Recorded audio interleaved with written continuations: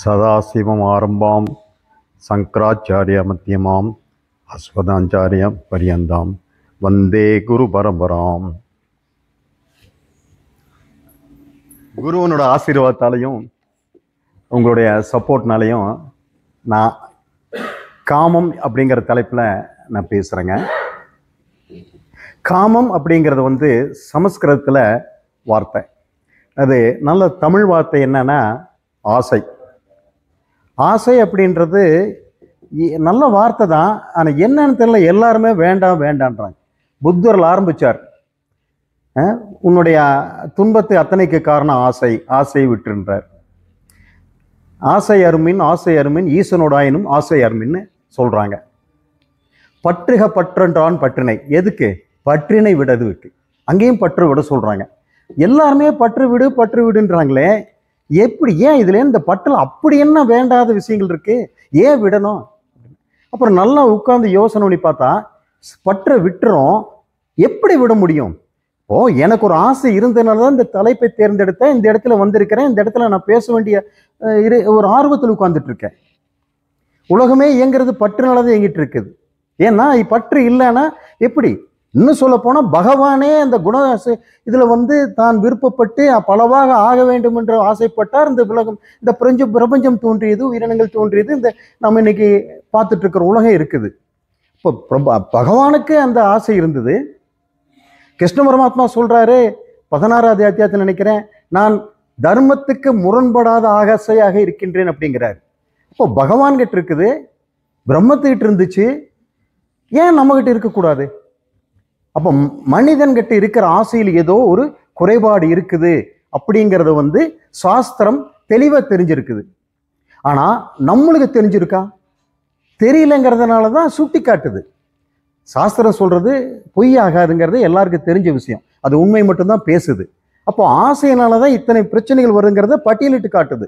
அது குறிப்பாக சேகர்ஜி பேசின அந்த 3வது அத்தியாயத்தில் கர்மயோகத்தை பற்றி அதிகமாக எடுத்து சொல்லுது. 3 இல்லை, 4, 5 அத்தியாகம், 5வது அத்தியாகம், 6வது அத்தியாகம், ஈவன் 16, 18 கூட அந்த அர்ஜுனுடைய சந்தேகம் அதுலேருந்து தெரியல. நான் கர்மத்தை செய்கிறதா இல்லை கர்மத்தை விட்டுட்டு சன்னியாசத்தை போகிறதா, ஞான மார்க்கத்துக்கு போகிறதுக்கு என்ன வழி, ஏன் இந்த கோரமான கர்மத்தில் ஈடுபட வைக்கிறேன், இப்படியெல்லாம் அர்ஜுனன் குழம்பி போய் இருக்கிற சூழ்நிலையில் அப்போ அர்ஜுனன் சொன்ன அந்த உபதேசங்கள்லாம் ஆசைங்கிறது ஒரு முக்கியமான ஒரு சப்ஜெக்டாக இருக்குது. அப்போது ஆசையே பட வேண்டான்னு சொன்னார்னா, நீ யுத்த ஆயுதத்தை எடு, யுத்தம் புரியன்னு ஏன் சொல்றாரப்போ? அது ஒரு ஆசை தானே. கிருஷ்ண பரமாத்துக்குன்னு ஒரு ஆசை வந்தங்காடி தானே சொல்லியிருக்காரு. அர்ஜுனனுக்கு அந்த விடணுங்கிற ஆசை இருக்கனால தானே அது விடணும்னு வந்திருக்குது. அப்போ ஆசை ஏதோ ஒரு ரூபத்தில் எல்லார்கிட்டையும் எப்படியோ இருந்துகிட்டு தான் இருக்குது. இப்போ நம்ம சாஸ்திரத்தில் கூட தர்ம அர்த்த காம மோட்சம், அந்த காமத்தை ஒரு பிரதானமா வச்சிருக்காங்களா? 4 புருஷார்த்தத்தில் அது ஒரு புருஷார்த்தம் வச்சிருக்காங்கல்ல. அப்போ அது எடுத்திருக்கணுமல்ல. தர்ம அர்த்த மோட்சம்னு தான் இருந்திருக்கணும். ஏன் தர்ம அர்த்த காம மோட்சம்னு இருக்குது? அதான் இது தர்ம அர்த்த காமம் அப்படி சிரேயசை தராது. பிரேயஸ், சிரேயஸ்ங்கிறது மோட்சம்.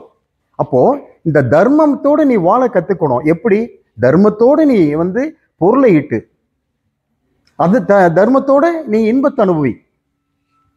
அர்த்த காமா இது ரெண்டையும் ஏன் முன்னாடி தர்மத்தை வச்சார்னா, நீ ஒரு செயல், எந்த செயல் சரியோ, தர்மத்துக்கு தேடுறியா, அந்த அர்த்தத்தை தேடுறியா, நீ தர்மத்தை வச்சுக்க முன்னாடி.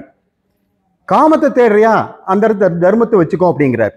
அப்போ இந்த இடத்துல தான் நம்ம புரிஞ்சுக்க வேண்டிய விஷயம் இருக்குது.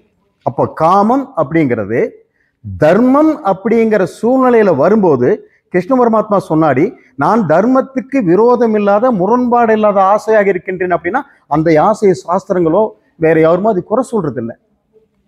அப்ப நம்ம எப்படிப்பட்ட ஆசையை வச்சிருக்கிறோம்?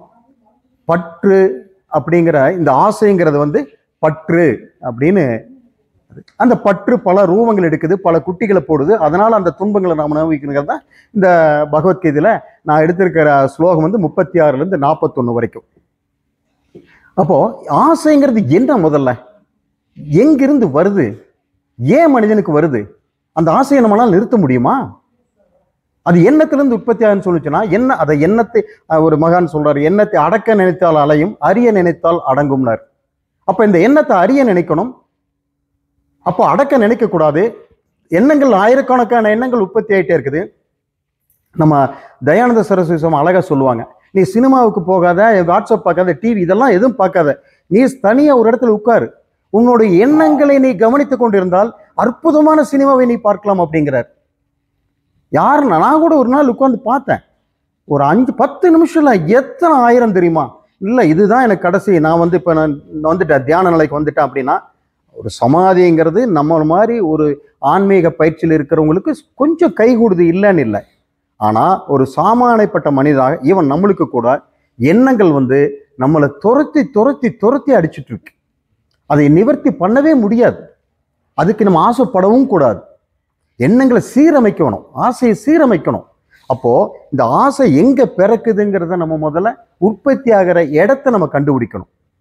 உற்பத்தி ஆகிற இடத்தை கண்டுபிடிச்சதுன்னா அது அந்த அந்த அதிலிருந்து வரக்கூடிய ஆசைகளை நம்ம எப்படி சீரமைக்கிறதுங்கிற நம்ம வந்து அந்த ஒழுங்குபடுத்தக்கூடிய சீரமைக்கக்கூடிய அந்த ஒரு பயிற்சி என்ன, அந்த முறை என்ன அப்படிங்கிறத நம்ம கண்டுபிடிக்கணும். இது முடிச்சு அப்போ அது எங்க உற்பத்தி ஆகுது? எண்ணத்திலிருந்து உற்பத்தி ஆகுது. எண்ணம்ங்கிறது என்ன? இது வந்து பிரகிருதியில் வரக்கூடிய செயல். அது பிராரப்த கர்மத்திலையும் நம்மளுடைய வாசனாசிலிருந்து வரக்கூடிய இழக்கூடிய அந்த எண்ணங்கள் வந்து யாருனாலும் தடுத்து நிறுத்த முடியும்? பகவானால் கூட தடுத்து நிறுத்த முடியாது.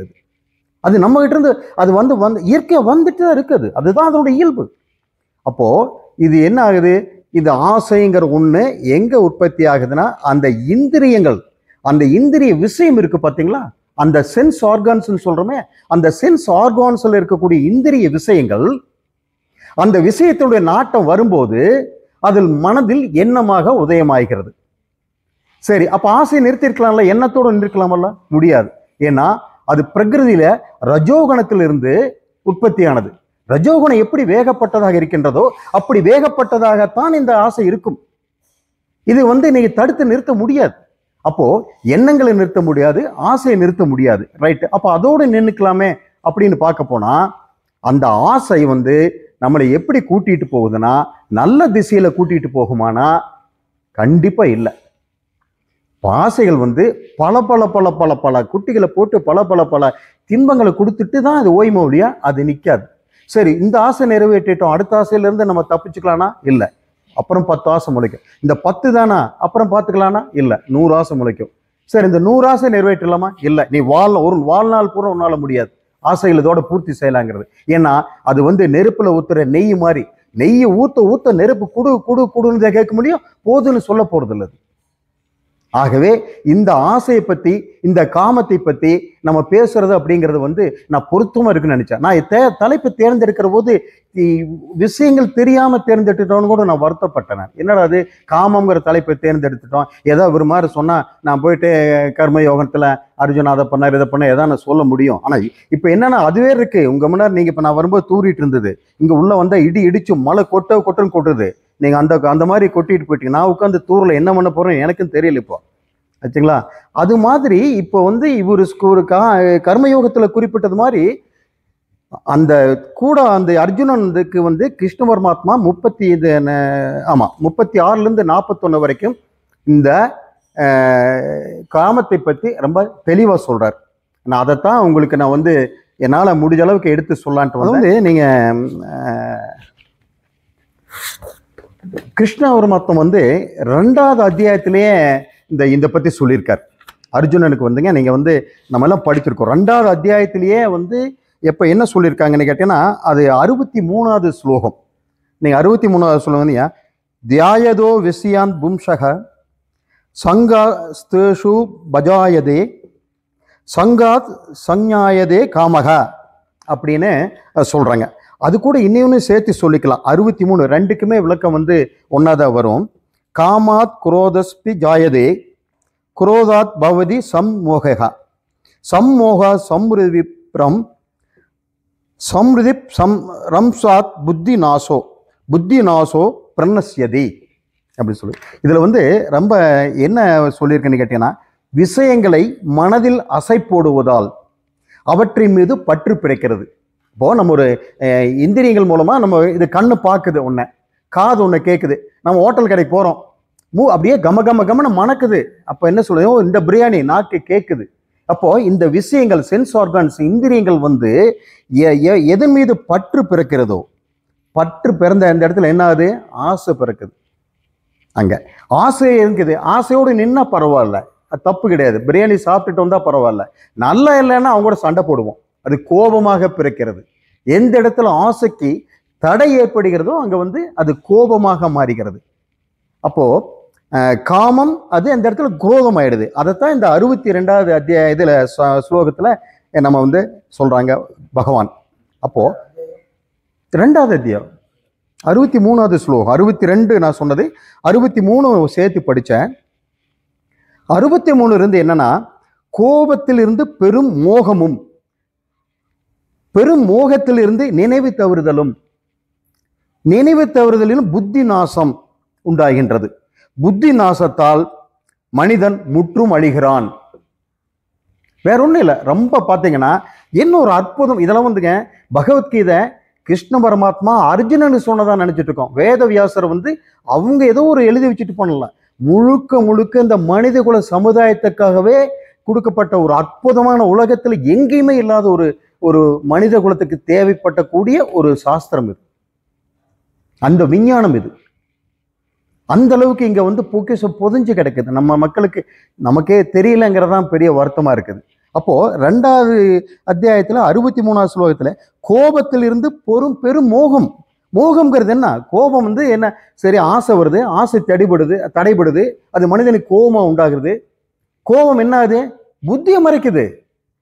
கோபப்படும் போது பாருங்க என்ன பேசுறேன் எனக்கே தெரியலங்க, அப்படியே பேசுனேன் அப்படிம்பா. கோபம் பட்டுட்டு வெளியே வந்தவன் அவன் எதை வேணா எடுத்து வீசி இருப்பான்.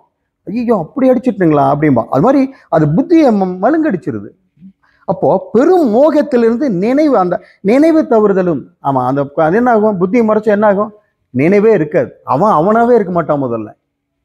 அப்போ நினைவு தவறுதலால் புத்தி நாசம் உண்டாகிறது. புத்தி இல்லை, நாசம்னா என்ன? அழிஞ்சிடுது. புத்தியே இல்லை அங்க அவங்ககிட்ட. புத்தி இல்லைன்னா என்ன மனிதன் சொல்ல முடியுமா? மனம் இருக்கிறவன் தான் மனிதன். அங்க இதே இல்லைன்னா, புத்தியே இல்லைன்னா என்ன ஆச்சு அப்புறம்? அப்போ புத்தி நாசத்தால் மனிதன் முற்றும் அழிகிறான். போச்சா? இந்த பிறப்பு போச்சா? நான் மனிதனை பிறந்து என்ன பிரயோஜனம்? இதைத்தான் கிருஷ்ண பரமாத்மா வந்து 2வது அத்தியாயத்துல தெளிவா சொல்லிட்டார். அதுக்கப்புறமும் கிருஷ்ணனுக்கு அந்த குழப்பம் தீரல. அவன் என்னோட கேள்விகள் வந்து, ஆனா நம்ம வந்து கிருஷ்ணன் வந்து இவ்வளவு கேள்விக்கு பகவான் அவ்வளவு பொறுமையா பதில் சொல்லியிருக்கார். அப்ப அவங்க 2 பேருக்கு ஞானம் இல்லைன்னு அர்த்தமா? ஞானம் இருக்குது. யாருக்கு ஞானம் வேணும்? இந்த பாமர மக்களுக்கு ஞானம் வேணும். அதுக்கு தான் அந்த கேள்வி அவருக்கு தான் அந்த பதில்.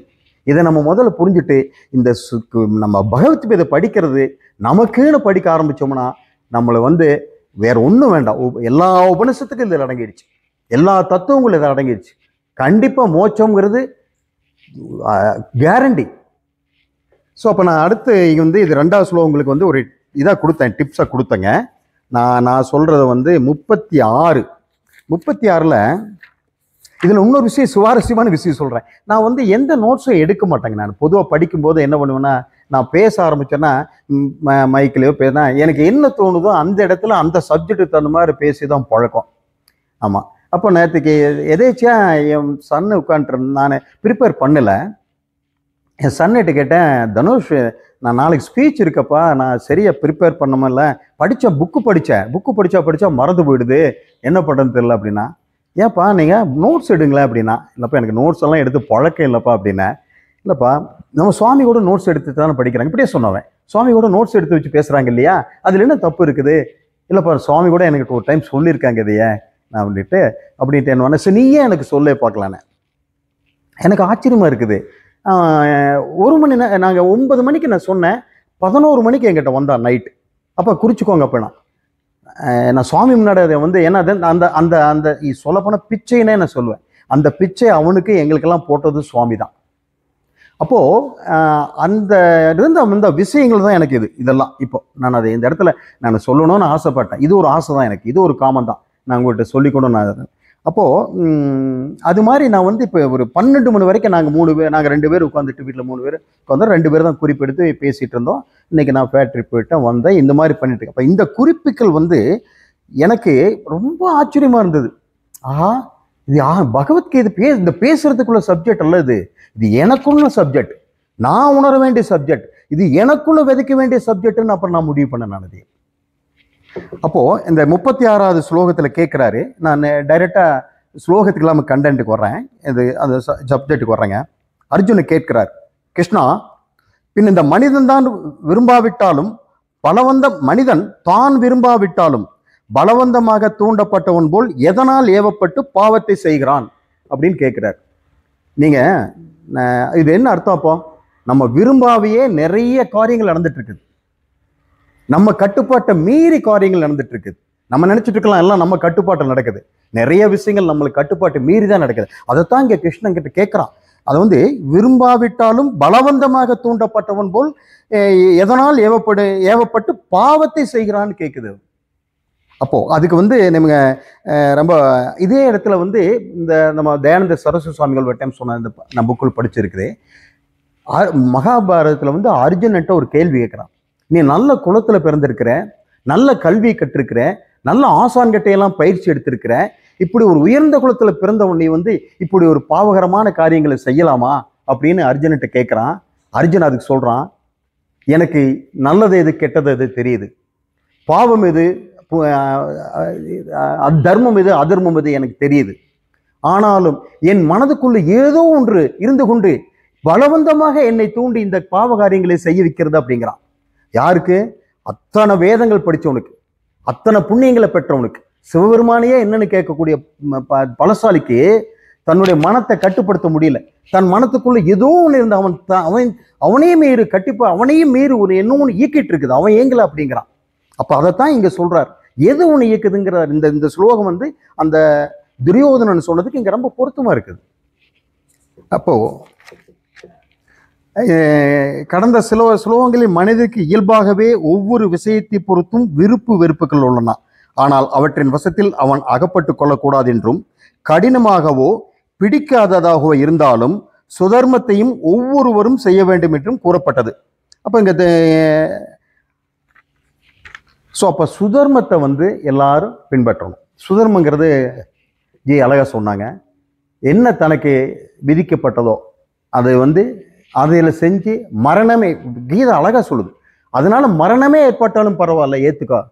நீ பரதர்மத்துக்கு ஆசைப்படாத. பரமதத்தில் உனக்கு என்ன இன்பங்கள் கிடைச்சாலும் சரி, சுதர்மத்தில் என்ன துன்பங்கள் கிடைச்சாலும் சரி, அதை நீ ஏத்து செஞ்சுக்கோ அப்படிங்குது. சுதர்மத்தை பத்தி நீங்க எல்லாருக்கும் தெரியும். நம்ம இங்க மறுபடியும் என்ன சுதர்மன்னு இங்க நம்ம சொல்ல வேண்டியதில்லை. நம்ம இவர் சொன்னாரே, ஒரு ஆசிரியர், கல்லூரி ஆசிரியர் தென்னை செய்ய அவருடைய சுதர்மம் என்ன? வகுப்பெடுப்பது, பாடங்கள் நடத்துவது, சிட்டுஃபண்ட் நடத்துவதல்ல, ரியல் எஸ்டேட் நடத்துவதல்ல. இதுதான் சுதர்மம், பரதர்மம். இந்த 36வது ஸ்லோகத்துல 37 நல்ல ஸ்லோகம் இது. ஸ்ரீ பகவானுவாஷ காமயேஷ குரோதயேச ரஜோகுண முக்பவக மகாசனோ மகாபாப்மா வித்யே நமக வைரினம். இது நல்லா எனக்கு ரொம்ப பிடிச்சதுனால இது எழுதி வச்சாங்க. இது காமம், இதுவே குரோதம். இது ரஜோகணத்தில் இருந்து பிறந்தது, பெரும் தீனி உண்பது, பெரும் பாவி. இதை இங்கு நீ சத்ருவாக அறிவாயாக. அப்போ இந்த ஆசையை பத்தி எப்படி சொல்ற பாருங்க. நம்ம சுருக்கமா ஆசைன்னு சொல்லிடுறோம். ஏங்க இது கூட ஆசைப்படக்கூடாதுங்களா, என்னங்க பேசுறீங்க அப்படின்லாம்.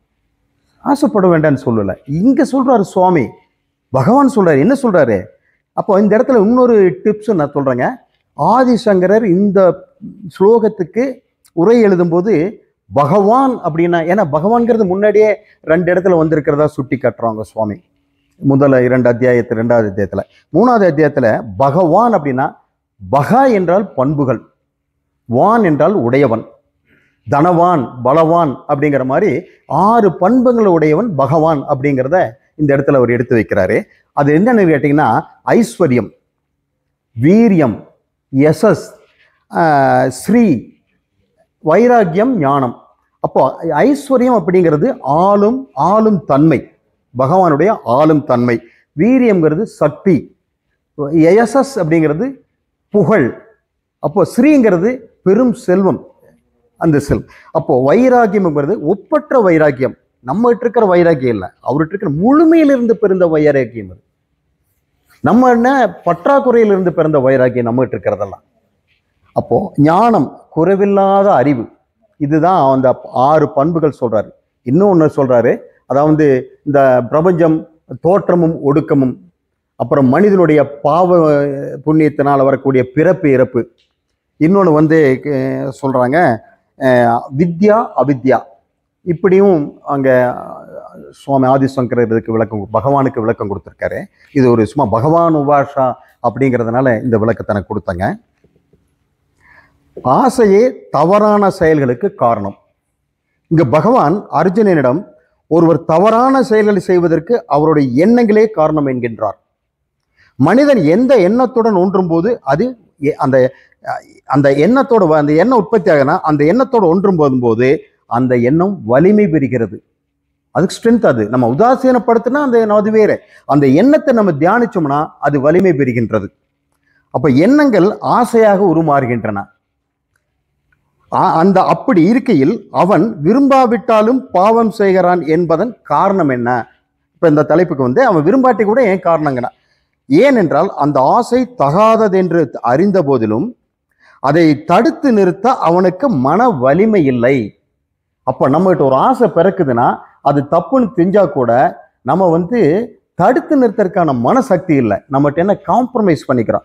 இருக்கட்டுமே பரவாயில்ல, ஒரு லஞ்சம் கொடுக்குறான், அட என்னப்பா எல்லாரும் தான் லஞ்சம் வாங்குறான், நம்ம லஞ்சம் வாங்கினா என்ன போயிடும், நாடு என்ன மூலிகையா போயிடும். ஒரு மன வலிமை இல்லை, நான் தர்மத்தை காப்பேன், எனக்கு சம்பளம் வருது, நான் லஞ்சம் வாங்க மாட்டேன் அப்படின்னு ஒருத்தன் மன வலிமையோடு நிற்கலாம். அப்போ பாவம் இல்லை. என்னைக்கு கைவிட்டு வாங்கிட்டானா அங்கே பாவத்தை அவன் சம்பாரிச்சிட்டான் அப்படின்னு அர்த்தம்.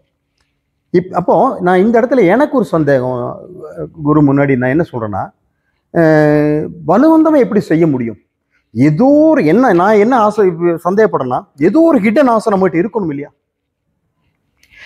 இப்போ ஒருத்தன் வந்து நான் ஒரு சிகரெட் 1ஆம் தேதியில நிறுத்திட்டான்றான், குடிக்கிறதெல்லாம் என்னட்டான் பார்க்குறான். ஒரு நாள் 12 நாள் 3 நாள் 10 நாளுங்கட்டான். 11ஆம் நாள் ஃப்ரெண்ட்ஸை பார்க்குறான், சிகரெட்டு பார்த்து வச்சிடுறான். ஒரு தெரிஞ்ச உதாரணத்தையே நான் உங்களுக்கு சொல்கிறேன். இந்த உதாரணம் அப்போ இந்த இடத்துல அவனுடைய உள்மனதில் அந்த ஹிடன் அந்த டிசையர் அந்த ஆசை இல்லைன்னா இது எப்படி அவனால் வந்து வலிய அதை வந்து வேண்டான்னு ஒதுக்கின ஆசை எப்படி மீண்டும் அவனுக்குள்ள போத முடியும்?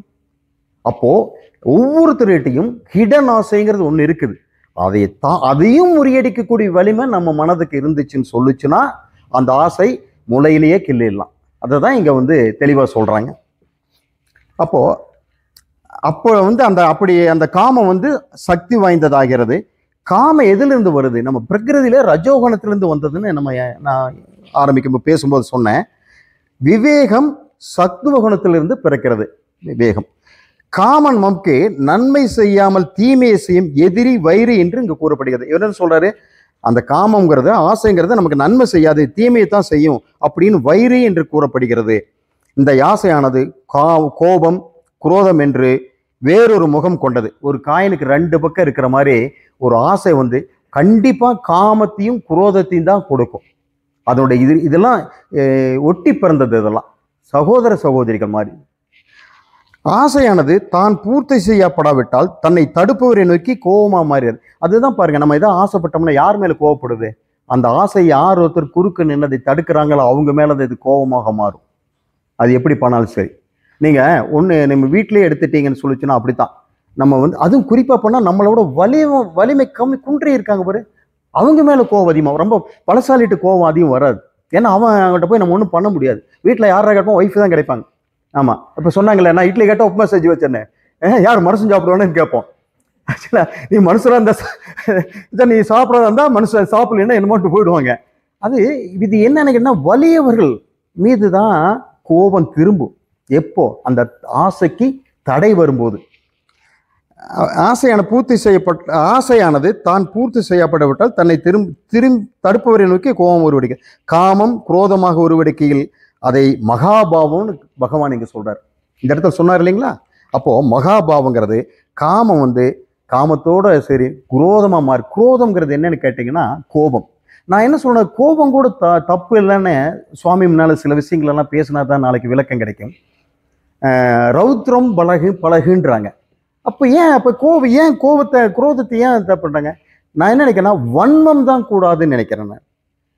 நான் என்ன வன்மத்துக்கும் கோபத்துக்கு கண்டிப்பா சுவாமி விளக்குவாங்க, வித்தியாசம் இருக்கும். ஏன்னா வன்மம் வந்து போகாது, கோபம் போயிடும், கொஞ்ச நேரத்தில் நார்மல் ஆயிடுவோம். ஆனால் வன்மம் வந்து அது எத்தனை நாளைக்கு இருக்குன்னு தெரியாது. அவன் பழிவாங்க வரைக்கும் அவங்க கூட இருக்கு. எந்த கோபம் நம்மளை வந்து குரோதமாக மாறி வன்மம் மாறிச்சோ அதை வந்து நம்ம நல்லிஃபை பண்ண வரைக்கும் அது நம்மளோட கண்டிப்பாக அது வன்மமாக இருக்கும். அதுதான் ரொம்ப ஆபத்தான விஷயமா தெரியுது. ஆத்மா இதற்கு காரணம் அல்ல. இதுக்கு வந்து சரி, இதுக்கு என்ன காரணம் நம்ம நினைக்கலாம். அப்போ எல்லாமே இறைவன் தான் செய்கிறான். இறைவன் இல்லாமல் ஒரு அணு அசைறது இல்லை. நம்ம உற்பத்தி ஆகிற எண்ணங்கள் இறைவனோட செயல், மனம் இறைவன், இந்த உடம்பு இறைவன், எல்லாமே இறைவன். அப்படியான அந்த ஆசை இறைவன் தானே? நியாயமான கேள்வி தான் அது. ஆசை இறைவன் தான் இல்லையா? அப்போ அதுக்கு என்ன சொல்றாரு பகவான் இங்க இந்த பகவத்கீதையில் என்ன விளக்கம்னா, ஆத்மா இதற்கு காரணம் அல்ல. நம் மனம், இந்திரியங்கள், உடலுக்கு அதுவும் இதுக்கு காரணம் அல்ல. நம் அஞ்ஞானத்தை ஓரளவு காரணமாக காட்டலாம். இது சுவாமி தயானந்த சரஸ்வதி சுவாமிகள் கொடுத்த விளக்கம் இது.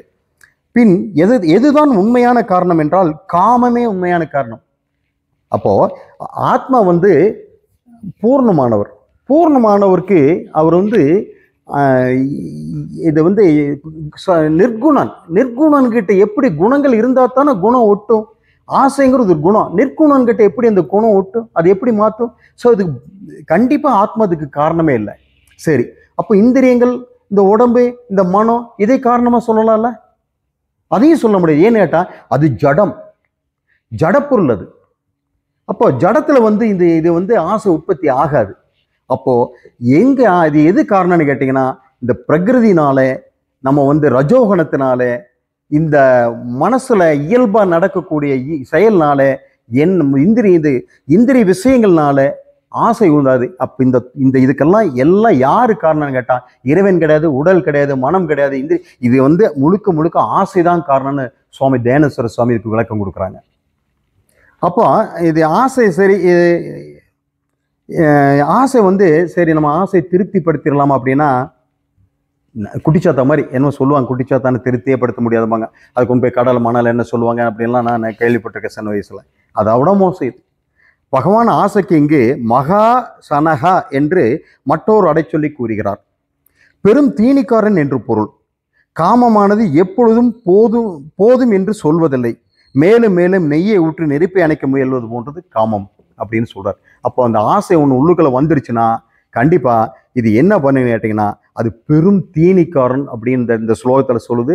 அது தீனிக்காரனுக்கு என்ன பண்ண முடியும்? சரி, எதையாவது கொடுத்து அடக்கிடலாம், எதையாவது பண்ணிக்கலாம்னு சொல்லிட்டு எப்படி நெருப்புல கொண்டு போய் நெய்யை ஊற்ற இன்னும் ஊற்று கொழுந்து விட்டு எரியுமோ, அப்படி ஆசைகளை தீர்க்க புதிதாக ஆசைகள் அங்கே மனதில் உற்பத்தி ஆகி கொண்டேதான் இருக்கும்.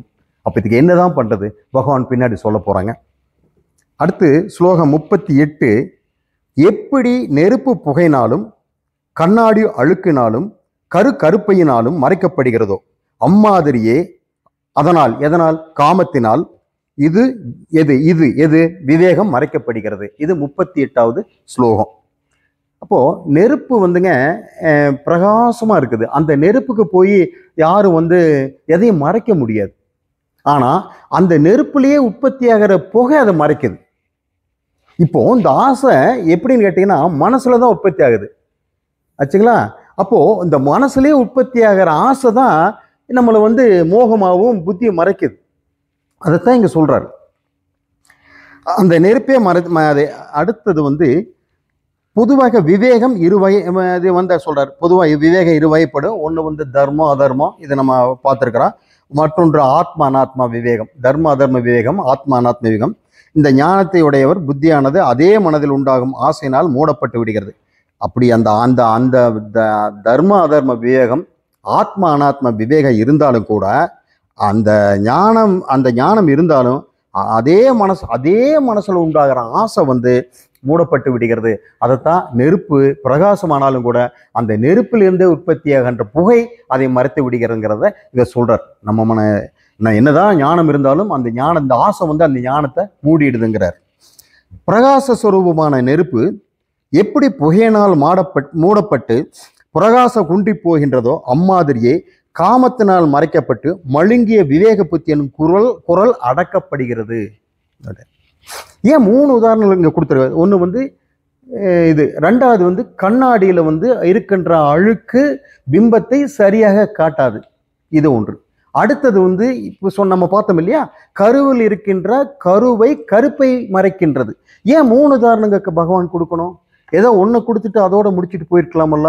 எல்லாம் ஒன்று தானே, இது அதை மறைக்குது அதை மறைக்குது அப்படின்ட்டு போயிருக்கலாம்ல.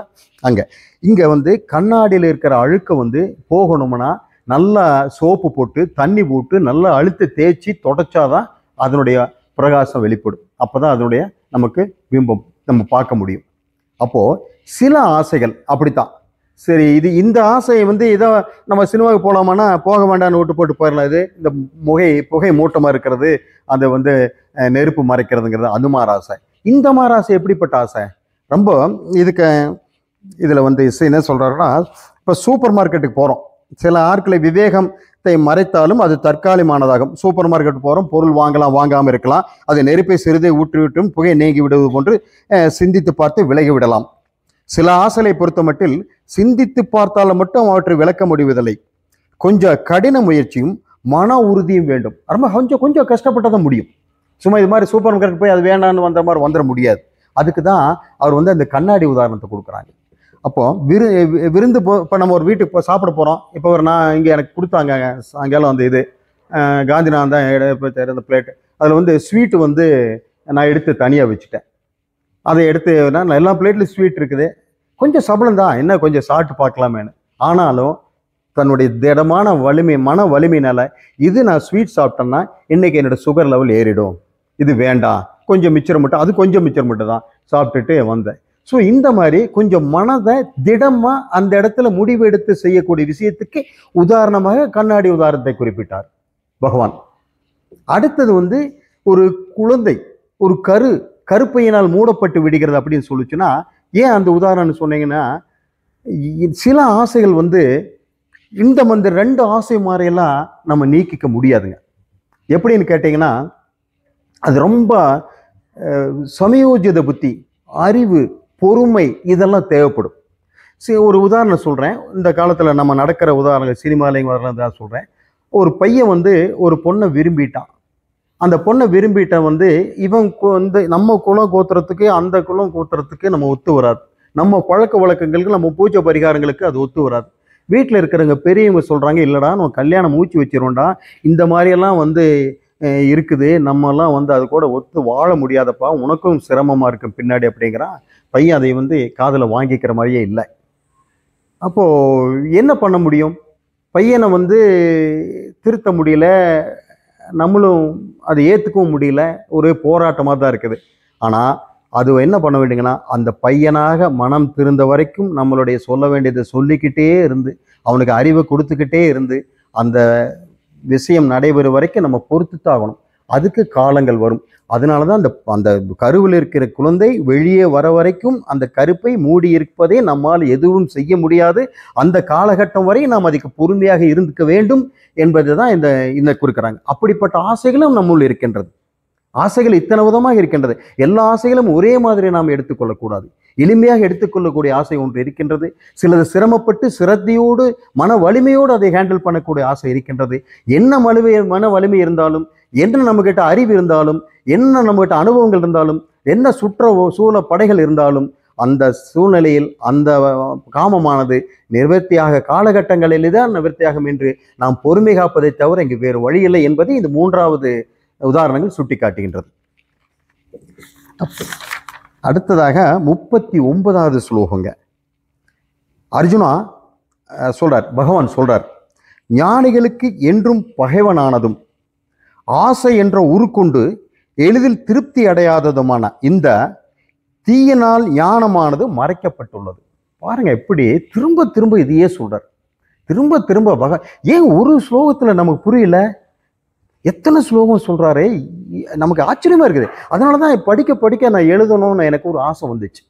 ஏன்னா ஆசைங்கிறது நம்ம சுருக்கமாக நினச்சிக்கிறோம். ஆசைன்னு இது வரைக்கும் இத்தனை ஆராய்ச்சி பண்ண அநேகமாக நம்ம எல்லாருமே பண்ணியிருக்க மாட்டேன்னு நினைக்கிறேன். இவ்வளோ விஷயம் இருக்கா ஆசையில். இப்போ அந்த அர்ஜுனனே இந்த அளவுக்கு திணறி போகிற அளவுக்கு எல்லா அத்தியாயிலும் கேட்குற அளவுக்கு பகவான் இத்தனை உதாரணங்கள் சொல்லி சொல்கிற அளவுக்கு இந்த ஆசை வந்து அவ்வளோ மனிதனை சீரழிக்குதா, மோகத்துண்டு பண்ணுதா, புத்தியை மறைக்குதா, மனித பிறவியை வீண் பண்ணுதா, பாவத்தை செய்ய தூண்டுதா, எது இத்தனை செய்கிற அந்த ஆசையை பற்றி எவ்வளோ அழகாக சொல்லிட்டு வர்றார். அப்போ நம்ம என்ன வேண்டி இருக்குது? இந்த ஆசையை பற்றி சீர்தூக்கி பார்க்கணுமா வேண்டாமா? இந்த ஆசையை மூலத்தை நம்ம அறியணுமா வேண்டாமா? அந்த மூலம் என்ன தெரியுங்களா? சங்கல்பம். நீங்க வந்து சங்கல்பம் கோயிலில் பண்ற சங்கல்பம் அல்ல. அந்த ஆசை பிறக்கின்ற இடத்திலே நாம் அது கூட வைக்கின்ற சங்கல்பம் இருக்கின்றது. இது எனக்கு வேண்டும், இது எனக்கு பிடிக்கும் என்று சங்கல்பம் வைக்கின்றோமே, அந்த சங்கல்பங்கள் தான் செயலாக மாறுகின்றது. அந்த செயல்தான் அதை தடைபடும் போது கோபமாக மாறுகின்றது, குரோதமாக மாறுகின்றது, மோகமாக மாறுகின்றது, லோபமாக மாறுகின்றது. இங்க சொல்றாரு சுவாமி, சொல்றாங்க காமம், குரோதம், லோபம் மூணும் நரகத்துக்கு உள்ள வாயில்கள் அப்படிங்கிறார் சுவாமி. இந்த நரகத்துக்கு எது 3 வாயில்? காமம், குரோதம், லோபம். லோபம் என்ன? பொருள் பற்று. காமம், அதுக்கப்புறம் கோபம் வருது. கோபத்துக்கு அப்புறம் என்ன வருது? ஒருவேளை காமம் ஜெயிச்சிருச்சுன்னு என்ன ஆகுது? பொருள் பற்று வருது. தோத்தா என்ன பண்ணுது? கோபமா வருது. அப்போ இங்க வந்து நம் விவேக ஞானம் ஆசையால் மறைக்கப்படுகிறது என்பதை மீண்டும் மீண்டும் பகவான் கூறுகிறார். ஆசையினால் நான் அபூர்ணன் என்ற ஒன்று வந்து, ஆமா, ஆசை எங்கிருந்து பிறகு தெரியுங்களா? பகவானோட ஆசை சொன்னார் இல்லைங்களா? அது பூர்ணத்திலிருந்து பிறந்த ஆசை. அந்த ஆசையினால யாருக்கு ஒன்று? அது நன்மை. அந்த ஆசை வந்து அதுல ஒன்று, அது ஆசையே அல்ல. அது பூர்ணத்துக்கு என்ன ஆசை வேண்டி கிடக்குதுங்க? நானே முழுமை, நானே பூர்ணன், எல்லாமே நானே, அனைத்தும் நான் அப்படிங்கிற போது எனக்கு என்ன ஆசை இருக்கும்? அந்த ஆசை இல்லை. இது அபூர்வத்துவத்திலிருந்து பிறந்த ஆசை. எனக்கு சொத்து பத்தல, எனக்கு உடம்பு பத்தல, வயசு பத்தல, எனக்கு உறவுகள் பத்தல, எனக்கு அறிவு பத்தல, எனக்கு பணம் பத்தல. இது இந்த பற்றாக்குறையிலிருந்து பிறந்த ஆசை தானே இது. அப்போ மனம் நம்மை அமூர்ணர், முழுமையற்ற குறைபாடுகள் உள்ளவர் என்று கருதுகிறோம். நம்ம இந்த என்ன பண்ணுது? நம்ம முழுமையாக குறைபாடு உள்ள இந்த உண்மைகள் இருந்து தானே ஆசைகள் பிறக்கின்றன. இந்த உணர்வுகளிலிருந்து இந்த உணர்வு அபூர்ணன், முழுமையற்றவன் என்கின்ற உணர்வுகளிலிருந்து ஆசை பிறக்கின்றது. அப்போ ஆசை ஞானானந்த நித்திய வைரிங்கிறார். ஆமா, ஞானானந்த வித்யாரி. ஆசை ஞானிகளுக்கு நித்திய பகைவனாகிறது. இப்ப நம்மெல்லாம் ஞானிகள் எதுக்கு உட்கார்ந்துட்டு இருக்கிறோம்? கண்டிப்பா ஞானிகள் தான். ஏன்னு கேட்டேன்னா, நம்ம நோக்கம், நம்ம புருஷார்த்தம் மோட்சம். மோட்சம் அப்படிங்கிற ஞானத்துக்கு இங்க உட்கார்ந்துட்டு நம்ம நேரங்களை எல்லாம் இதுக்காக நம்ம வாழ்க்கை பண்ணிட்டு இருக்குன்னு சொல்லிச்சுன்னா நம்ம ஞானி தானே? அஞ்ஞானி தான் உலக வாழ்க்கையில மூழ்கி கிடக்கிறான். நம்ம உலக வாழ்க்கையிலிருந்து விடுபட்டு ஞானத்துக்காக நம்ம பாடுபட்டு இருக்கிறோம். அப்ப ஞானிகள், இந்த ஞானிக்கு என்ன சொல்றான்னா நித்திய வைரிங்கிறாரு. நித்திய வைரி மட்டும் இல்ல, சர்வலோக வைரிங்குது இந்த சாஸ்திரம். ஆசைய சர்வலோக வைரி. ஏன்னா இந்திரனுக்கும் அந்த ஆசை இருந்தது, அதனாலதான் சர்வலோக வைரின்னு இதை சொன்னார். ஏன்னா இந்திரனும் ஆசையினால கெட்டான் இல்லையா? தேவர்களையும் அந்த ஆசை விரட்டுது, தேவர்களையும் அந்த ஆசை விடுறது இல்லை. விவேகமுள்ளவன் ஆசையை செயல்படுத்துவதற்கு முன்பே எது செய்ய வேண்டியது, எது செய்யக்கூடாதது என்பதையும், செய்யக்கூடாததை செய்தால் என்ன அனர்த்தம், துன்பம் விளையும் என்பதையும் நன்கு அறிகிறான். இப்போ ஒரு ஞானி என்ன பண்றான்? ஒரு ஆசை பிறக்குது, இந்த ஆசை செய்யலாமா வேண்டாமான்னு ஞானம் அவங்ககிட்ட இருக்குது ஆச்சுங்களா? அதை செய்யக்கூடாதது செஞ்சா என்ன விளைவு ஏற்படும்ங்கிறது அந்த ஞானிகிட்ட இருக்குது. ஆசை விவேகத்தை விட சக்தி வாய்ந்ததாக இருந்தால் தன்னை நிறைவேற்றும் வரை அந்த மனிதனை அது சும்மா விடாது. இப்படி ஆசையின் வசத்தில் அகப்பட்டு கொண்டு அதை நிறைவேற்றி கொண்டவன் தெரிந்தும் இந்த ஆசையால் நான் கெட்டேன் என்று பிறகு வருந்துகிறான். அஞ்ஞானி என்ன பண்றான்?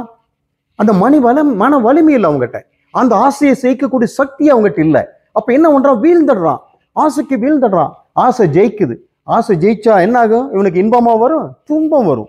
துன்பம் வந்ததுக்கு அப்புறம் என்னங்கிறான்? நான் நொந்து கெட்டேன் அப்படிங்கிறான். ஆசையினால் நான் வீழ்ந்தேன், நொந்து கெட்டேன் அப்படின்னு அவன் பின்னாடி அப்புறம் வருந்த வேண்டியதான். அதனால ஞானி என்ன சொல்றான்? இப்படிப்பட்ட ஆசை எனக்கு பரம வைரிங்கிறான், நமக்கு எதிரிங்கிறான். அவன் எதிரின்னு கண்டுபிடிச்சான். இந்த அஞ்ஞானி என்ன பண்றான்? ஆசை நிறைவேற வரைக்கும் எனக்கு நண்பன் நினைக்கிறான். ஆசை நிறைவேற வரை கூட இந்த நண்பன் என்ன வரை குழி வரைக்கிறதுங்கிறது அவனுக்கு தெரியறதில்ல. இந்த ஆசை நிறைவேறிய பின்னால் அவனுக்கு துன்பத்தை கொடுக்கிற போது நான் வீழ்ந்தேன், நான் துன்பமுறுகின்றேன், நான் கெட்டு போனேன், நான் ஏமாந்தேன் அப்படின்னு தான் அந்த அஞ்ஞானி நினைக்கிறான். அதைத்தான் பகவான் இந்த ஸ்லோகத்தில் அழகா சொல்லி காட்டுறாங்க. ஆசையை பூர்த்தி செய்து கொள்வதற்கு முன்பும் ஆசையை பூர்த்தி செய்வது கொண்ட பிறகும் அதன் அனர்த்தத்தை, துன்பத்தை விவேகமுடையவன் அறிவதால் அது அவனுக்கு என்றும் விரோதியாகிறதுன்னு நான் உங்களுக்கு முன்னே சொன்னேன். மாறாக விவேகமற்றவன் ஆசை எழும்போது அதை நிறைவேற்றும் போதும், ஆசை எழும்போதும் அதை நிறைவேற்ற போதும் ஆசையை தனக்கு நல்ல பலனை அளிக்க போகும் நண்பனாக கருதுகிறான். பலன் வரும்போது ஐயோ ஆசை என்னை மோசம் செய்து விட்டதே என்று வருந்துகிறான். உதாரணம் என்ன, பணம் சம்பாதிக்கிறதுக்கு இப்பெல்லாம் வந்து ஆப்ல நிறைய வருது. இப்போ இது பேப்பர் திறந்தாலே சைபர் கிரைம்னு கோடி படித்தவனெல்லாம் ஐஏஎஸ் ஐபிஎஸ் படித்தவனெல்லாம் கம்ப்ளைண்ட் கொடுக்குறான். ஏன் கொடுக்குறான்? அவனுக்குலாம் அறிவு இல்லையா?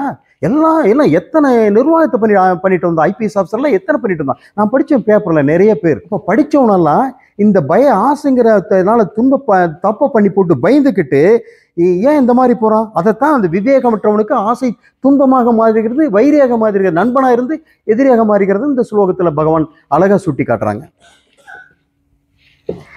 40ங்க, இன்னும் 2 தான் இருக்கு. 40 இந்திரியங்கள் மனம் புத்தி இதனுடைய இருப்பிடமாக கூறப்படும். இந்திரியங்கள் மனம் புத்தி இதனுடைய இருப்பிடமாக கூறப்படும். இவற்றில் மூலம் விவேகத்தை மறைத்து இதனை மனிதனை மயக்கிறது. இந்திரியங்கள் மனம் புத்தி இதனுடைய இருப்பிடமாக இருக்கிறது. இந்திரியம் எங்க இருக்குது? மனசுலையும் புத்தியிலையும் இருப்பிடமாக இருக்கின்றது.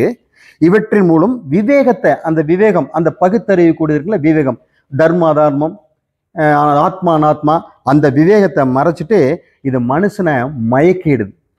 அப்போ மனிதனுடைய நிலையிலிருந்து தன்னை கீழே கொண்டுட்டு போயிடுது. கீழே கொண்டு போயிடுச்சு என்ன அர்த்தம்? அவன் வந்து மிருகத்துக்கு தான் வந்துட்டான், மனிதனுக்கு இல்லை. அப்போ தெரிந்தும் செய்யத்தகாத செயல்களை செய்யும்படி மனிதனை தூண்டுவது ஆசையே என்கிறார் கிருஷ்ணர். என்ன பண்ணியிருக்கிறாரு?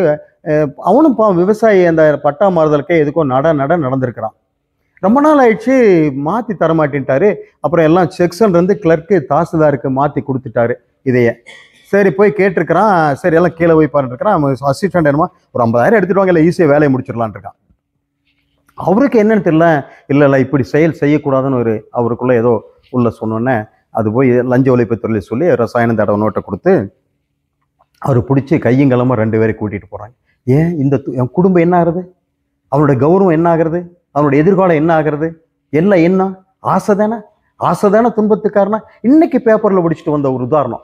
இது மாதிரி எத்தனை இன்னைக்கு நான் பேப்பரில் பார்த்தா, இதில் ஒரிசாவில் இன்னைக்கு பார்த்து கேட்டிருக்கான். ஃபாரஸ்ட் டிபார்ட்மெண்ட்டில் ஒருத்தர் வீட்டில் கட்டுக்கட்டாக கோடியாக பணம், கிலோ கணக்கில் தங்க. படிச்சிங்களா இன்னைக்கு? ஏன் என்ன சம்பளம் கொடுக்கலையா? அவங்க சம்பளம் எதாவது போட்டிருந்தா 88,000 போட்டிருந்தான். இத்தனை சம்பளத்தை வாங்கிட்டு இவ்வளோ ஆசையா? துன்பத்துக்கு எங்க காரணம்? இனி என்ன இருக்கு? உன்னுடைய குழந்தை குட்டிக்கு அவமானம், குடும்பத்துக்கு அவமானம், பெற்றோருக்கு அவமானம், உன்னுடைய உடல்நிலைக்கு அவமானம், பாதிப்பு, வாழ்க்கை முடிஞ்சது, இருட்டு. ஏன் ஏன் ஏன் எல்லாம் அந்த ஆசை தானே. அப்போ மனிதன் சிந்தித்து பார்க்க வேண்டிய விஷயங்கள், அதர்ம காரியத்துக்கு இழுத்துட்டு போறதும் ஆசை தவிர வேற எது இல்லைங்க. இது வரைக்கும் நாம சாஸ்திரம் வர்றதுக்கு முன்னாடி இருந்த மனிதன் வேற, சாஸ்திர இதுக்குள்ள என்ட்ரான முன்னாடி இருந்தால் வேற. அதர்மங்களை நம்மளுக்கெல்லாம் தோடி இருந்தாலும் செய்திருந்தாலும் நாம் இப்பொழுது அதிலிருந்து விடுபட்டு வந்து நம்ம மனிதனாக வாழ்வதற்கு கடவுள், பகவான், குரு நம்மளுக்கு இப்படிப்பட்ட ஒரு வாழ்க்கையை கொடுத்திருக்கின்றார்கள் சொன்னால் கண்டிப்பாக நம்ம தாய் தந்தை செய்த புண்ணியமும் நம்மளுடைய பிராரப்த கர்மம் தான் நம்மளை இந்த நிலைக்கு கொண்டு வந்து இங்கே நிறுத்தி இருக்கிறதுல எனக்கு எந்த ஐயப்பாடும் இல்லை. ஸோ நம்மெல்லாம் உயர்ந்த நிலைக்கு போவோம். மோட்சங்கிற பிறவா நிலை சொன்னாங்களே, பிறவா நிலை என்ன? பிறவா நிலைங்கிறதான மோட்சம். அதுதானே இப்போ நம்ம படித்து பார்த்துட்டு இருக்கிறோம். அப்போ உலகத்தில் மனிதன் தயவு செய்து ஆசையை சீரமைக்கணுங்க. ஆசைப்பட வேண்டான்னு சொல்ல. ஆசை இல்லைன்னா சுவாமிஜி இத்தனை புக்கு எழுதியிருப்பாங்களா? 32 வயசுல இறந்து போன சங்கராச்சாரியார் இந்தியா இத்தனை முறை சுற்றி வந்து அத்தனை இதுகளுக்கு உரை எழுதியிருப்பாங்களா? ஒரு சகாப்தத்தையே மாற்றி காட்டினார்களா? அந்த புத்த மதம், சமண ஜெயின மதம் எல்லாம் இந்தியாவில் கொடிகட்டி பறந்த காலத்தில் மீண்டும் எழுப்பி காட்டினார் இல்லையா? எப்படி எழுப்பி காட்டினார்? அதோட ஆசை இல்லைன்னா முடியுமா? விவேகானந்தர் எப்படி போய் அங்கே சிகாகோல இந்து மதம்ங்கிறது என்ன உலகம் பூரா பரப்பிட்டு வந்தார்? தன்னுடைய ஆசையின் மூலமா தானே செஞ்சாரு. ஆசை வேண்டான்னு சொல்றதில்லை, ஆசை சீரமைக்கப்பட வேண்டும் தான் சொல்றது. இங்க பகவான் சொல்றதெல்லாம் உனக்கு கடும் கோபத்துக்கும் கடும் பற்றத்துக்கும் அந்த புத்தியை மறைக்கூட மோகத்துக்குள்ள ஆசையை நீ படாதுன்னு தான் இங்க பகவான் தெளிவா சொல்றாங்க. அப்ப சில நேரங்களில் ஆசைப்படும் விஷயமும் தவறாக இருக்கலாம் என்றாலும் பொதுவாக ஆசைப்படுவதை அடையும் வழி தவறாக இருப்பதால் தான் நாம் செயல் தவறுறது. இப்போ நம்ம ஆசைப்படுற விஷயம் கூட தப்பா இருக்கலாம். இப்போ நான் ஸ்வீட் சாப்பிட ஆசைப்படலாம், அது தப்பு தான். ஏன்னா என்ன பொறுத்த தப்பு, ஏன்னா சுகர் ஏறும் ஆச்சுங்களா. அது மாதிரி இது சின்னது, இது மாதிரி சில விஷயங்கள் தவறாக இருக்கலாம். ஆனால் செயல்படுத்தக்கூடிய முறை இருக்கு பாருங்க, அதுல தவறு நடந்துட்டா தான் பெரிய பிரச்சனை. நீ ஒரு விஷயத்தை எப்படி வேணா இவர் சொன்ன இல்லையா, 3 விஷயம் செய்யலாம், செய்யாமல் இருக்கலாம், மாற்றி செய்யலாம்னு. அதை சில விஷயங்கள்ல தவறான பாதையை தேர்ந்தெடுத்து செய்யக்கூடிய செயல்கள் நம்ம எப்படிப்பட்ட பாவத்திலே தள்ளும், எப்படிப்பட்ட துன்பத்திலே தள்ளுங்கிறத இங்க சுட்டி காட்டுறாங்க. நான் முதலில் இந்த பகவானின் இருப்பிடத்தை இந்த பகைவனின் இருப்பிடத்தை தெரிந்து கொள்ள வேண்டும். அப்பொழுதுதான் நாம் அதை பற்றி எதுவும் செய்ய ரைட். இத்தனை தூரம் இதை பற்றியெல்லாம் சொல்லிட்டு வந்தாங்க. ஆசை ஆசை ஆசை இத்தனை தூரம் இதை பற்றியெல்லாம் சொல்லிட்டு வந்தாங்க. அப்போ நமக்கு இதெல்லாம் சொல்லிட்டுங்க, எங்க இருக்குதுங்க அந்த ஆசை? கேள்வி வருமே இல்லையா? நியாயமான கேள்வி தானே. அந்த ஆசை எங்க இருக்குது? அது இங்க இருக்குது. நம்ம என்ன சொல்றோம்? நம்ம கிட்ட தாங்க இருக்குது. நம்ம கிட்டே எங்க? நான் யார்? இந்த உடம்பு, மனம், புத்தி, சித்தம், அகங்காரம், புலன்கள், இதெல்லாம் தானே. இதுல எங்க ஆசை? யார் ஐடென்டிஃபை பண்றது? இது யார் சுட்டி காட்டுறது? பகவான் தான் செய்யணும், சாஸ்திரம் தான் செய்யணும். அப்போ சச்சிதானந்த ஆத்மா விழா என்றால் அங்கு இல்லை. நான் முதலே சொன்ன மாதிரி ஆத்மா இன்றி எந்த செயலும் நடைபெறாது. ஆனால் பூர்ணமானதும் அனந்த ஸ்வரூபமான ஆத்மாவில் எவ்வித மாறுதல்களும் நிகழ்வதில்லை. எதற்கு குணங்கள் உண்டோ அதுதான் மற்றவருடன் சேரும் பொழுது தன் குணங்களை அவற்றிற்கு கொடுத்து விடலாம். எனவே ஆத்மாவுக்கு எந்தவித ஆசையும் இல்லை, ஆசைப்பட வைப்பதும் இல்லை, அவர் செய்வதும் இல்லை, செய்விப்பதும் இல்லை. இதுதான் பிரம்மத்துடைய ஆத்மாவினுடைய நிலைப்பாடு. அப்போ சரி, அப்போ உடல் செய்யுமோ? இல்லை, மனம் செய்யலாமோ? இந்த இந்திரியங்கள் செய்யலாமோ? இவற்றிற்கு ஆசைகள் உண்டா என்ன அப்படின்னு கேட்குறாரு பகவானே. நம்ம இதில் சுவாமி விளக்கம் கொடுக்குறாங்க. அப்போ இதுக்கு ஆசை இருக்குதா? பிரம்மம் இல்லை, ஆத்மா செய்யறதில்லை. அப்போ உடல், மனம், இந்திரியங்கள் இல்லைங்கிறாங்க. ஏன்னு கேட்டனா இவ ஜடம்ங்கிறாங்க. ஜடம் எந்த வேலையும் செய்ய முடியாது, சுயமா எதையும் செய்ய முடியாது. இவற்றுக்கு எந்தவித ஆசையும் இல்லை. ஆனால் இந்திரியங்களால் நுகரப்படும் பொருட்களை பொறுத்து ஆசைகள் அமைகின்றன. இந்திரியங்கள் அதான் சொன்ன சென்ஸ் ஆர்கான்ஸ், இந்த இந்திரியங்கள். அதனால நுகரப்படும் பொருள்களை வைத்து ஆசைகள் அப்போ வரலாம். அப்போ எங்க பிறப்பிடம் எங்க தெளிவாயிருக்கும் உங்களுக்கு. இப்போ அப்போ அந்த அதான் சொன்ன இல்லைங்களா, 5 விஷயம் இருக்குது. 5 விஷயத்துல எந்த விஷயத்து மேல நாட்டம் போகுதோ அந்த விஷயத்திலிருந்து ஆசை எண்ணம் உற்பத்தியாக எண்ணம் ஆசையிலேயே வரும். அப்போ இந்திரியங்கள், அப்போ இந்திரியம் தான் மட்டும்தான் காரணமா? அதுவும் சுவாமி சொல்றாங்க. இந்திரியங்கள் தரும் விஷயத்தை மனம் பாகுபடுத்தி பிரித்து இவை பிடித்தவை என்று சபலங்களை உண்டாக்குகிறது. இந்திரியம் காரணம் இல்லை. இந்திரியம் மட்டுமா குற்றவாளி சொல்ல முடியுமா? ஒரு கொலை கொடுத்து போறா, 2 பேரும் போறது, டார்ச்சில் அடிக்கிற ஒரு நகையை எடுத்துட்டு வந்துடுறான், நான் டார்ச் தான் அடிச்சான்னு இல்லை, திருட நீ எப்படி? அப்ப இந்திரியம் மட்டும்தான் காரணமா? இந்திரியங்கள் தரும் விஷயத்தை பாகுபடுத்தி இது எனக்கு பிடிக்கும், அங்கதான் பிரச்சனை ஆரம்பிக்குது. இது எனக்கு பிடிக்கும் அப்படின்னு என்ன அர்த்தம் ஆயிடுது? பிடிக்கும் அப்படின்னா அதை அடைஞ்சு தீரணுமா வேண்டாமா? அடையிறதுக்கு நான் என்ன வழிமுறைகளை நான் பின்பற்றுவேன்? எதை வேணாலும் பின்பற்றுவேன். தர்மத்தையும் பின்பற்றுவேன், கிடைக்கலாம் அதர்மத்தையும் பின்பற்றுவேன். அதுதானே அந்த மனசனுடைய வேலை, ஆசையினுடைய வேலை. இந்த காமம் ஜெயிக்கிறதுக்கு தானே முயற்சி பண்ணும். அப்போ நான் அந்த விஷயங்கள் தான் பிடிக்கும் அப்படிங்கிறதுல தான் இந்த இடத்துல இந்திரியங்கள் பிடிக்கும் என்ற அந்த சங்கல்பத்தினால தான் ஆசை பிறக்கின்றது. அந்த இடத்துல தான் ஆசை பிறக்கின்றது. ஆதலால் மனமும் ஆசையின் இருப்பிடம் என்று அப்படின்னா மொத்தமா இது இல்லைன்னு சொல்லிட்டு பகவான் என்ன சொல்றான்னா, மனமும் ஆசையின் இருப்பிடம் என்று சொல்லப்படுகிறது. ஆசைகள் மனதில் எழலாம், இவற்றை பூர்த்தி செய்வேன் என்ற தீர்மானத்தை புத்தி தான் செய்கிறது. அப்ப புத்தி தான் கல்பிரிட்டா? அப்ப புத்தி தான் காரணமா? ஆதலால் புத்தியும் ஆசையின் இருப்பிடம் என்று கூடப்படுகிறது. என்ன சொன்னாரு? இந்திரியத்தை சொன்னாரு இல்லைங்கிறாரு, மனத்தை சொல்றாரு. அப்போ மனம் மேல இந்த புத்தி தானே அதை கமாண்ட் பண்ணுது. அப்போ புத்தி தானே புத்தி மேல சார்ஜெட் கொடுக்குறாங்க. போலீஸ்கார ஒருத்தர் மாத்தி சார்ஜெட் கொடுக்க மாதிரி, இல்ல நீ புத்தி நீ தான் காரணம், உன்னிடத்துல தான் பறக்குது அப்படின்னு சொல்றாரு. ஆகையால் இந்திரியங்கள், புத்தி, மனம் இவற்றின் மூலம் ஆசைகள் மனிதனை மதிமயக்க அவனை குழப்புகின்றன. மனிதனை இங்கு தேகி என்று கூறப்படுகிறான், தேகத்தை உடையவன் என்று கூறப்படுகிறான். இந்த தேகத்துல வசிக்கிற தேகி இருக்கானே, அதனால அந்த மனிதனுக்கு இந்திரியங்கள், மனம், புத்தி இவற்றின் மூலம் ஆசைகள் இந்த தேகிய மதிமயக்கி அவனை குழப்புகின்றன அப்படின்னு தெளிவா சொல்றாரு. எல்லாரும் நீ இல்லடா, தனியா இல்லடா, எல்லாம் கல்பிட்டுற, எல்லாம் கூட்டு களவாளி பேசுறடா, என்னாலதான்டா இது நடக்குதுன்னு தெளிவா சொல்றாரு தாரு பகவான். சரி, ஆசையினால் விளையும் மயக்கத்தை பத்தி அடுத்து சொல்றார். அனுபவங்கள் மூலம் நாம் அறிவு பெற்றிருக்கலாம். நமக்கு அனுபவம் வந்து அனுபவ அறிவு இருக்கும், கல்வி அறிவு இருக்கும், சாஸ்திர அறிவு இருக்கும், எல்லா அறிவு இருக்கும். ஆனாலும் கூட சிந்திக்கும் திறமை நமக்கு எல்லாத்தையும் வச்சு சிந்திக்கிற திறமை இருக்கலாம். ஆனால் அவை சரியான நேரத்தில் நமக்கு கை கொடுக்கவில்லை என்றால், பயன்படவில்லை என்றால் அவற்றினால் என்ன பயன்? நல்ல அறிவாளி எல்லாம் சரி, நம்ம நல்லா போகிறோம், நல்ல பையன், நான் படிச்சுட்டு போகிறேன். நானே நான் ஸ்கூல் படிக்கும்போது நல்லா படிச்சுட்டு போனேன், ஃபர்ஸ்ட் கிளாஸாக எழுதினேன், அந்த அடிஷ்னல் சீட்டு வாங்கி எழுதினேன். வெளியே வந்து பார்த்தா கொஸ்டின் வேறையா இருக்குது, ஆன்சர் வேறையா இருக்குது, நடந்தது. அப்புறம் நான் சொன்னேன், என் பொண்ணு 9ஆம் கிளாஸ் படிக்கிறான்னு நினைக்கிறேன். போயிட்டு, அம்மா அப்பா செஞ்ச தப்பை நீ பண்ணிடாத, கொஸ்டின் நல்லா படிச்சு புரிஞ்சுக்கா, அப்புறம் ஆன்சர் எழுதுறேன் அப்படின்னு. அப்புறம் பொண்ணு சோகமாக வீட்டுக்கு வந்தா.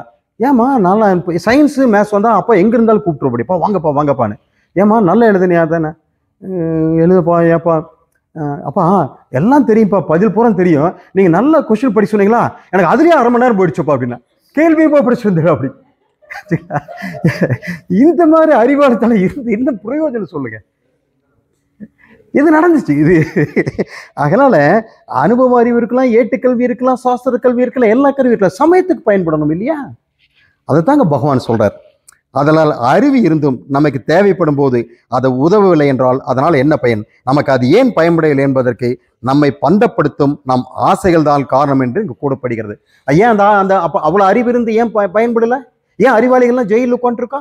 இன்னைக்கு வந்து எத்தனை பேர் அணு ஆயுதம் தயாரிச்சவன் எல்லாம் எங்கேயோ போய் திருடிட்டு வந்தான், அமெரிக்கா பாகிஸ்தானில் சிறையில் இருக்கா, எங்கெங்கேயே இருக்கா? அத்தனை அறிவாளி. ஆசை நம்ம அறிவை விஞ்ஞானி ஆகணும், பணம் சம்பாதிக்கணும்னு இங்கிருந்து அங்கே கடத்துறது, இதெல்லாம் ஆசையின் வெளிப்பாடு தானே. அவனுக்கு அறிவு இல்லையா? அணு கண்டுபிடிக்கிறக்கூடிய விஞ்ஞானி சாமானப்பட்ட அறிவாளியா இருப்பானா? அப்போ இது வந்து அனுபவ கல்வி, எந்த கல்வி உதவாது. ஆசை அந்த இடத்துல அவன் கண்ணை மறைக்கும். அப்போ ஆசை ஜெயிக்கக்கூடும் மன வலிமை நம்மகிட்ட வேணுங்கிறதா திரும்ப திரும்ப வந்து பகவான் சொல்றார். மன வலிமை. உன்னிடத்தில் மன வலிமை ஒன்றுதான் உன்னை மனிதனாக உயர்த்தி காட்டும் ஒழிய உன்னுடைய கல்வி, உன்னுடைய படிப்பு, உன்னுடைய சாஸ்திரம் வேறு எதுவுமே உன்னை வழிநடத்தாது. நீ மனசை திடமாக வைத்துக்கொள், மனதை வலிமையாக வைத்துக்கொள், அந்த ஆசையை நீ சீரமைக்க கற்றுக்கொள், அந்த ஆசையை பாகுபடுத்தி பார்த்து கற்றுக்கொள், தர்ம அதர்மத்தை கற்றுக்கொள், அந்த ஆத்மா அனாத்ம விவேகத்தை வளர்த்துக்கொள். இதையெல்லாம் தான் உன்னுடைய மனதில் எழக்கூடிய ஆசைகளை சீர்படுத்த முடியும் ஒழிய உன்னுடைய கல்வி, உன்னுடைய அந்தஸ்து, உன்னுடைய பணம், உன்னுடைய பதவி, உன்னுடைய புகழ் எதுவுமே இங்க வேலை செய்யாத சாஸ்திரம் தெளிவா சொல்லுதுங்க. பகவான் சொல்றார். அப்போ இந்த மோகத்தை எப்படி விளக்குவது? அப்ப மோகம் வந்துருச்சு, இது எப்படி விளக்குறது? ஆசையினால் ஏற்படும் இந்த மயக்கத்தை எப்படிதான் விளக்குறதப்போ? இதுக்கு விமோச்சனமே கிடையாதா? நான் மனுஷன் தானே, நான் பகவான். நான் இன்னைக்கு சாஸ்திரம் படிச்சதுனால அகம் பிரம்மாசின்னு சொல்லலாம். ஆனா அகம் பிரம்மாஸ்மிங்கிறது இதையெல்லாம் வர்றது நான் எப்படி தடுக்க முடியும்? இது பிரகிருதியிலிருந்து வர்றதாச்சே, பிராரப்தத்திலிருந்து வர்றதாச்சே. இது வந்து இறைவனாலேயே தடுக்க முடியாத ஒரு விஷயம் சொல்லப்படும் போது இது எப்படி நான் வந்து நிறுத்தி காட்டுறதுங்கிறது தான் பகவான் சொல்றார் இங்க. ஆசையினால் ஏற்படும் இந்த மயக்கத்தை எப்படி விளக்குவதுனா, ஆசைகள் செயல்படும் இடங்களை பற்றி நாம் விழிப்புடன் இருக்க வேண்டும். நாம் இந்திரியங்கள் செயல்படும் போது நமக்கு தேவையோ பயனோ அல்லாதவற்றை நாடி செல்வதற்கு அவற்றிற்கு தடை விதிக்க வேண்டும். இந்திரியம் ஒன்று கேட்குது, தீனி கேட்குது, அது நமக்கு வேணுமா வேண்டாமான்னு பாகுபடுத்தி பார்க்கக்கூடிய பகுத்தறிவில் பார்த்துட்டு அதை நம்ம தடை போடணும். உதாரணம், நமக்கு நமக்கு போய் ஒரு பந்தியில் உட்கார, உதாரணமா சாப்பிடான்னு போடுறாங்க, போட்டுட்டே இருக்கிறாங்க, நல்லா நமக்கு ருசியா இருக்குது, நமக்கு தெரியும் இல்லையா நம்ம வயிற்று பத்தி, இது சாப்பிடலாமா இது சாப்பிடலாம், இவ்வளவுதான் சாப்பிடணும் அப்படின்னு. அதை தெரியாம போட்டு வந்த என்ன ஆகும்? அப்போ அந்த விவேக புத்தி அங்க வேணும். அதைத்தான் சுவாமி சொல்றாரு. நம் மனதில் எவ்வித விருப்பு வெறுப்பு எழும் என்பதும் நம் வசத்தில் இல்லை. விருப்பு வெறுப்பு நம்ம வசத்தில் இருக்குதுங்களா? கண்டிப்பா எனக்கு இது இப்படிதான் விரும்பணும், இப்படிதான் மனத்தை அந்த ஆசை வரணும், இந்த ஆசையெல்லாம் வரணும், இது வரக்கூடாதுன்னு சொல்றதுக்கு நம்மகிட்ட அதிகாரமே கிடையாது. அப்போ அவை நம் பிரகிருதியின்படி எழுகின்றன. நம் கடந்த பிறவிகளின் வினைப்பதிவுகளும் இந்த பிறவியிலும் இந்த நேரத்திலும் இந்த நிமிடம் வரைக்கும் செய்கின்ற செயலின் வினைப்பதிவுகளும் தான் தீர்மானிக்குதுன்னு பகவான் சொல்றார்.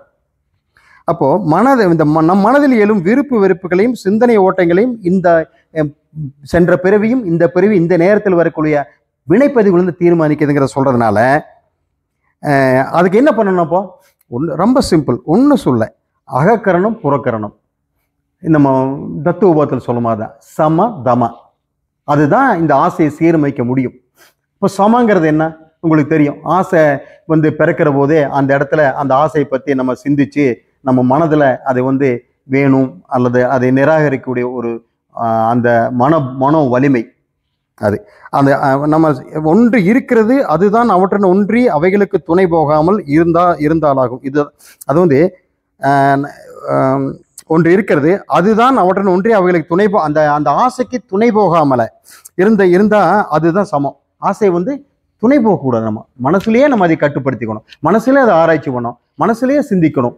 அதுல மூலமா நம்ம மனதன் மூலமாக அதை நிவர்த்தி செய்யக்கூடியது சமம். அது வந்து அகக்கரணம்னு சொல்லுவாங்க. அகக்கரணம். இப்படி ஆசைகளை செயல்படுத்துவதற்கு முன் அவற்றை எல்லா விதங்களிலும் சீர்தூக்கி பார்த்துவிட்டு தீர்மானிப்பதே சமம். சரி, இந்த மாதிரி இருக்குது, இந்த ஆசை மனசுக்குள்ள அதை சீர்தூக்கி பார்க்குறோம்.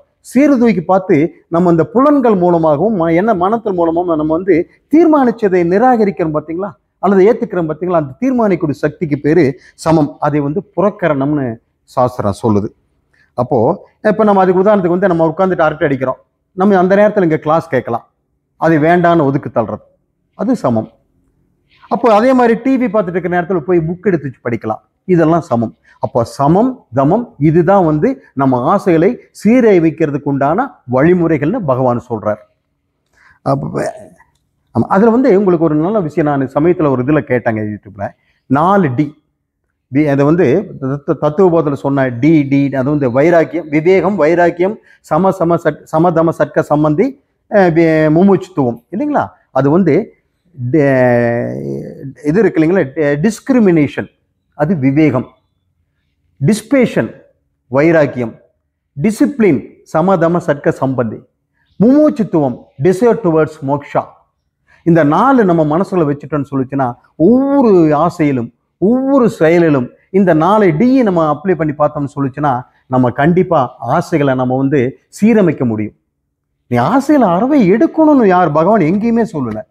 துன்பத்துக்கு ஆளாகிற அளவுக்கு நீ எது மோகமா கன்வெர்ட் ஆகிற அளவுக்கு விட்டுறாதுன்னு தான் சொல்றாரு ஒழிய ஆசை பற்றி நம்ம ஆசை வந்து அவரே சொல்றாரு.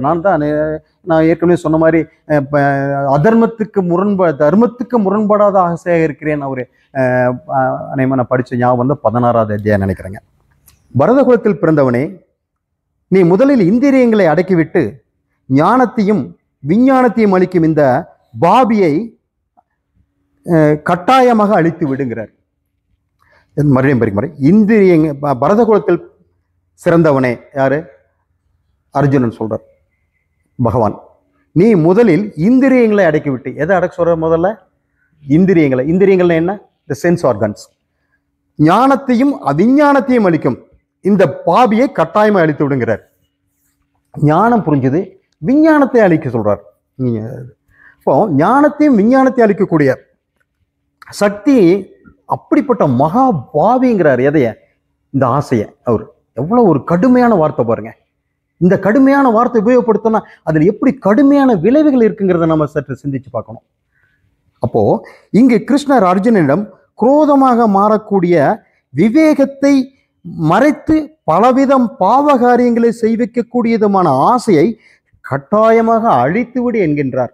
அழித்துவிடு என்ன? விட்டு விடுங்கிறார், கெஞ்சுறார். அவர் பகவான் கிட்டத்தட்ட ஒரு அந்த நிலைக்கு தான் பேசிட்டு இருக்காரு. இந்த 36 அத்தியாயம் 41 வரைக்கும்.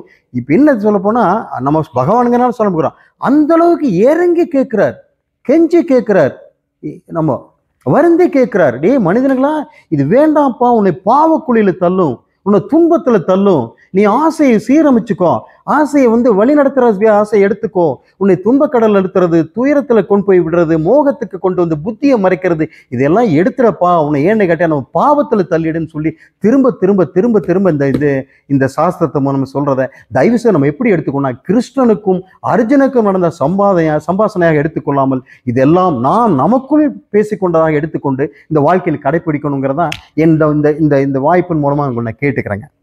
அப்போ ஆசையை அழிப்பது என்பது விட்டு விடுவது அல்லது விலக்கி விடுவது.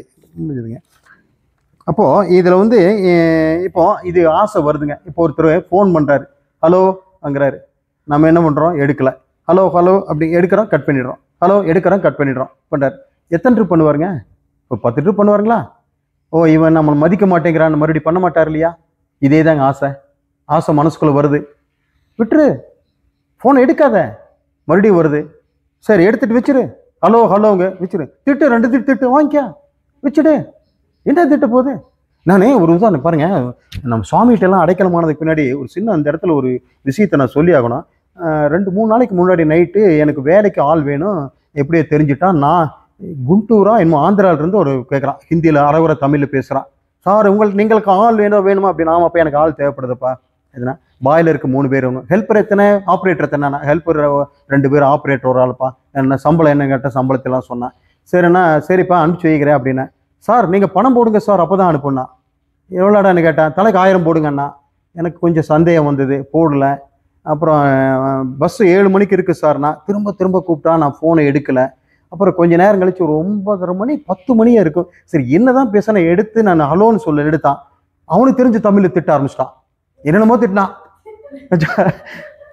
ஒன்று எனக்கு தெரியுது, நல்லா திட்டான்னு தெரியுது. நான் பேசாமல் இருந்துட்டேன். அப்புறம் மறுபடியும் அதே கட் ஆயிடுச்சு, நான் ரியாக்ட் பண்ணல. 2 நிமிஷம் இருந்தான், திட்டான், சொரணை இல்லைன்னு கேட்டேன், எடுத்தோன்னே வச்சா என்னென்னமோ கேட்டுட்டான், வச்சா வச்சுட்டேன், பேசாமல் இருந்துட்டேன். அப்புறம் 3வது ட்ரிப்பு இன்னைக்கு வரைக்கும் ஃபோன் வரல. இதே கணேசன் என்னுடைய பூர்வ ஜென்ம பாக்கியத்தினால நம்ம சுவாமிகிட்ட எல்லாம் நான் அடைக்கலம் ஆகாமல் இருந்திருந்தால் சொல்ல முடியாது, குண்டூரே போயிருப்பேன். நான் உண்டியல் பாட்டு வந்திருப்பேன், நடந்திருக்கும். ஏன் என்ற வார்த்தை அது, வெறும் வார்த்தை அது என்னை பொறுத்தளவுக்கு. இப்போ அந்த வார்த்தைக்கு நான் ஏன் மதிப்பு கொடுக்கணும்? மதிப்பு கொடுத்த என்னை விட முட்டாள் என்ன, அவனை விட முட்டாள் ஆயிடுவேன் நான். ஆகவே இது சின்ன ஒரு சான்ஸ் கிடைச்சது, ஒரு டிப்ஸ் சொன்ன உங்களுக்கு முடிச்சுக்கிறேங்க. அப்போ சிலது அப்போ அந்த போனை உதாசீனப்படுத்த மாதிரி நம்ம ஆசைகளை உதாசீனப்படுத்தணுங்க. அப்போ அதுவே ஆசை நம்ம பூர்த்தி செய்ய சொல்லி அழைக்கும் போது நாம் அதற்கு துணை போகாமல் அதை அலட்சியம் செய்து விட்டால் சில தடவைகளுக்கு பிறகு அது தன் ஜம்பம் சாயாமல் நம் மனதில் எழுவதை நிறுத்திவிடும். இதுதான் ஆசை ஒழிப்பதற்கு உண்டான உபாயம் அப்படின்னு சுவாமி உபாயத்தை கொடுக்குறாங்க. அப்போ ஆசை ஏன் பாபம் பெரும்பாவி என்று அழைக்கப்படுகிறது என்றால், ஆசை நம்முடைய உயர்ந்த சொத்தை திருடி விடுகிறது. திருட வந்தா நகையை திருடுவான், பணத்தை திருடுவான், டிவி திருடுவான், எல்லாம் திருடிட்டு போவான். ஆசை என்ன திருடுங்க? இது எல்லாமா திருடும், நம்மையே திருடிட்டு போயிடும். அதனாலதான் அதை வந்துங்க பெரும் பாவிங்கிறார். ஆசை பணத்தை திருடிட்டு போனா விட்டுட்டு போகலாம், போப்பா பரவாயில்ல சம்பாரிச்சுக்கலாங்கிற, வேற என்ன வேணா பண்ணலாம், ஈவன் உடம்ப கூட என்ன திருடி என்ன வேணா பண்ணிட்டோம். ஆனா நம்மளை சமுதாயத்துல ஒரு கீழ்நிலையில எல்லாம் தள்ளிட்டு போகும். மனிதனா பிறந்தான மனிதன் இல்லடா நெய் இருந்தா உனக்கு போ, பிறந்து சாகடா நெய்ய, அடுத்த மிருகமா போ, நாயா போ, பேயா போ, எதையாவது பண்ணிட்டு போகும் அந்த ஆசை. இதனோட வேலையின் அதுதானே, அதுக்காக நம்ம வந்தோம். அப்போ சாஸ்திரம் சொல்லக்கூடிய இந்த எச்சரிக்கைகள் எல்லாம் நம்ம காதல ஓங்கி அடின்னு அடிக்குதே, மணி பெல் அடிக்கிற மாதிரி. இந்த பெல்ல நம்ம மனசுல போகணுமா வேண்டாமா, புத்தியில ஏறணுமா வேண்டாமா, இதுல இருந்து நம்ம விழிப்பு நிலை வரணுமா வேண்டாமா? அப்ப இந்த சாஸ்திரங்கள் எல்லாம் சொல்றது எதுக்கு? குருமார்கள் எல்லாம் எதுக்கு வந்தாங்க? இதெல்லாம் உபதேசிக்கத்தானே அந்த உலகத்துல அவதரிச்சிருக்கிறாங்க. அப்ப அவங்க பாடுற பாடெல்லாம் வீணா போயிடுமா? வீணா போக விடலாமா? இதை நம்ம ஜெயிச்சு காட்ட வேண்டாமா? இதுக்கு தான் இந்த பகவத்கீதை. நிச்சயமா இது நான் பகவத்கீதை நான் உங்களுக்கு உரை இந்த நான் பேச்சு கொடுக்க வரல, என்னுடைய இதுக்கு கிடைச்ச வாய்ப்பு இது எனக்கு. இதை பயன்படுத்தி நம்ம ஒவ்வொருவரும் இந்த ஆசையை அறுக்கணும், அப்படின்ட்டு.